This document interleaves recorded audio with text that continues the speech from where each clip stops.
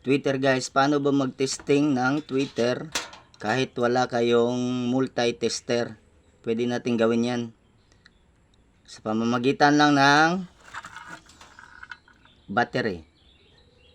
Malalaman natin kung maayos yung Twitter natin sa pamamagitan ng battery kapag ikinonect natin tong negative ng battery at saka yung positive sa positive at negative ng Twitter. Paano to gawin? Itong itim at pula, negative to. Tapos itong pula, positive to. At may sign to dito, kung negative o positive, makikita naman dito. May positive to dito at negative. Diyan yung ilagay.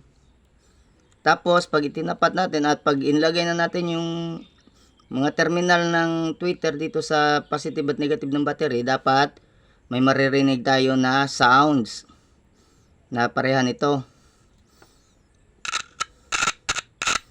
Yan. Yan yung sounds na maririnig natin na okay yung Twitter natin. Kahit hindi tayo gumamit ng tester, pwede na to. Sana may natutunan kayo at paki-subscribe na lang ng channel ko, Mr. DIY. Oh, meron oh. Yan lang po. Sige po, ingat po kayo.